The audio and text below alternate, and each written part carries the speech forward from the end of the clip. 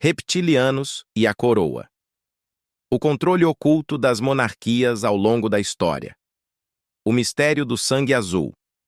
Desde os tempos mais remotos, reis e rainhas foram tratados como seres diferentes do povo comum. Em várias culturas, acreditava-se que os monarcas eram escolhidos pelos deuses, descendentes de entidades divinas ou portadores de um sangue especial que os separava da humanidade comum. Daí vem a expressão sangue azul, usada para definir a nobreza. Mas por que azul? E por que, ao longo de milênios, sempre as mesmas famílias mantiveram o poder? Para muitos estudiosos alternativos, a resposta vai além da política ou da tradição. Ela estaria no campo do oculto, no controle secreto de linhagens não humanas, conhecidas como reptilianas. Essa teoria afirma que famílias reais preservam uma herança genética ligada a seres extraterrestres ou interdimensionais que se infiltraram na Terra há milhares de anos para governar indiretamente a humanidade. Neste artigo, uniremos fatos históricos reais com a teoria reptiliana, mostrando como símbolos, rituais, genealogias e acontecimentos políticos podem ser vistos sob uma nova luz. A de que a coroa pode representar não apenas autoridade terrena, mas o elo de um domínio invisível que molda nosso destino. O mito do sangue divino e as primeiras monarquias. As primeiras civilizações da humanidade já viam seus reis como deuses encarnados. No Egito Antigo, os faraós eram considerados filhos diretos de Ra ou de Osíris, e o trono era sempre passado de pai para filho, preservando a linhagem divina. Na Mesopotâmia, reis como Gilgamesh eram descritos como meio humanos e meio deuses. Na China antiga, o mandato do céu legitimava os imperadores como escolhidos pelas forças divinas. A ideia central era sempre a mesma. Os governantes não eram apenas líderes políticos, mas representantes de uma linhagem superior. Isso ecoa diretamente na teoria reptiliana, que afirma que os reis não apenas afirmavam descender dos deuses, eles realmente preservavam um DNA híbrido que os conectava a entidades de fora da Terra. O simbolismo da serpente e do dragão. Um detalhe curioso é como, em diferentes culturas, os símbolos ligados às coroas e à nobreza têm figuras reptilianas. Serpentes, dragões, escamas, olhos felinos. No Egito, a coroa faraônica tinha a cobra Uraels, símbolo da deusa cobra protetora. Na China, o dragão é o emblema imperial por excelência. Na Europa medieval, dragões eram frequentemente associados às famílias reais, aparecendo em brasões, escudos e lendas como a de São Jorge e o dragão. Até hoje, muitas coroas reais possuem gemas verdes, associadas a olhos de répteis, e formatos que lembram escamas. Esses símbolos podem ser interpretados como simples metáforas de poder, mas também como marcas ocultas que revelam uma verdade mais sombria, a herança reptiliana das monarquias. Fatos históricos, faraós, reis e linhagens que se repetem. A preservação da linhagem sempre foi uma obsessão real. Os faraós egípcios, por exemplo, praticavam casamentos entre irmãos para manter o sangue puro. Isso não era apenas uma questão cultural. Muitos acreditam que era uma forma de evitar que a mistura com humanos comuns enfraquecesse a herança genética. Na Europa vemos algo parecido. Reis e rainhas se casavam entre primos e parentes próximos. O objetivo declarado era manter alianças políticas, mas na prática também servia para preservar a chamada pureza do sangue azul. Outro fato curioso é que várias dinastias antigas, mesmo separadas por milhares de quilômetros, afirmavam descender de deuses serpente. Na Mesopotâmia, os Anunnaki eram descritos como seres que desceram dos céus e deram origem a reis. Na América Central, os maias reverenciavam Quetzalcoatl, a serpente emplumada, ligada à realeza e ao conhecimento. Na Índia, os Nagas eram deuses serpente ligados a famílias nobres.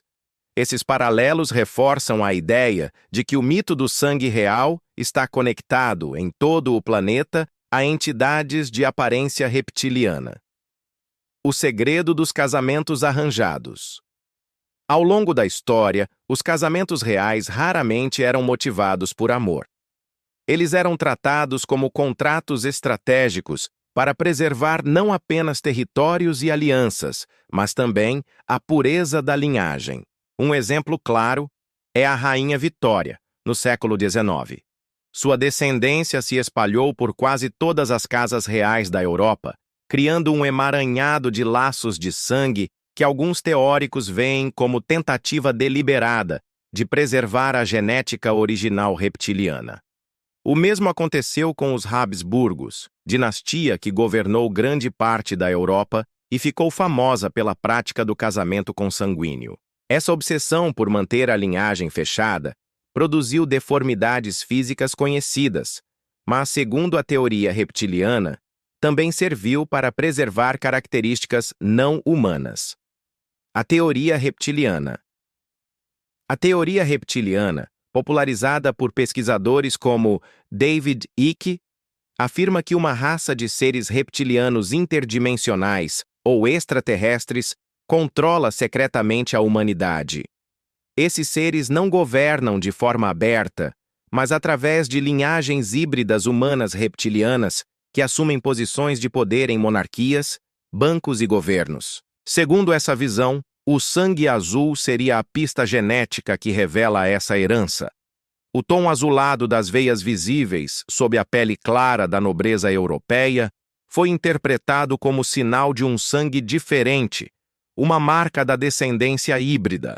A habilidade desses seres, segundo relatos, incluiria mudança de forma, capacidade de parecer humanos, mas manter sua essência reptiliana, e controle mental, usados para manipular massas inteiras sem que percebam.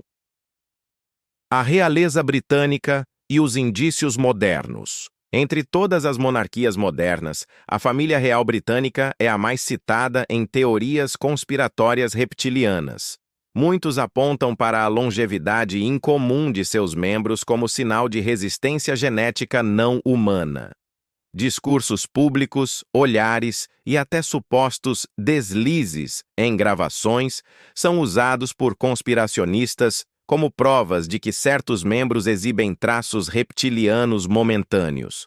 O simbolismo presente nas cerimônias reais, coroações, rituais com espadas, o uso de tronos decorados com figuras reptilianas seria a perpetuação de antigos pactos. Além disso, genealogistas mostraram que praticamente todos os presidentes dos Estados Unidos têm algum grau de parentesco distante com reis europeus. Isso reforça a ideia de que o poder global não está disperso. Ele se mantém em uma rede de famílias interligadas. O Vaticano, as coroas e o poder invisível não são apenas as coroas monárquicas que carregam esse peso simbólico.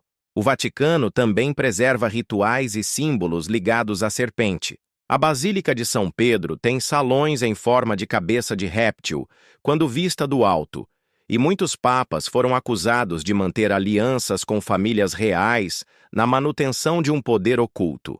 A tiara papal, assim como as coroas dos reis, seria mais do que uma peça decorativa. Seria o sinal visível de que aqueles que a usam estão ligados a uma linhagem superior, escolhida não apenas por fé, mas por sangue. Indícios de um controle contínuo. Quando olhamos para a política moderna, percebemos que muitas decisões globais ainda passam por famílias tradicionais. Não se trata apenas da monarquia britânica, mas também de casas reais do Oriente Médio, da Holanda, da Espanha e da Escandinávia. Em paralelo, famílias financeiras como os Rothschild e os Rockefeller são frequentemente citadas como braços desse mesmo poder oculto, mantendo laços com monarquias e instituições globais. Para os que defendem a teoria reptiliana, isso não é coincidência, é a continuidade de um plano milenar, onde a humanidade comum é mantida sob domínio por descendentes de uma linhagem híbrida que jamais abandonou o trono. Conclusão. O significado da coroa. Ao longo da história, a coroa sempre simbolizou poder, autoridade e legitimidade divina. Mas, para os que enxergam além da superfície, ela também representa o elo visível de um controle invisível. Seja mito ou realidade, a verdade é que o poder das famílias reais atravessou séculos intacto, resistindo a revoluções, guerras e mudanças sociais. Talvez isso seja apenas resultado de política e tradição, mas talvez seja mais.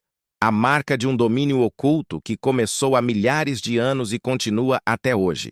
O mistério do sangue azul permanece sem resposta definitiva. Mas uma coisa é certa: reis e rainhas de ontem e de hoje carregam consigo não apenas a pompa da realeza, mas também o enigma de uma herança que pode não ser totalmente humana,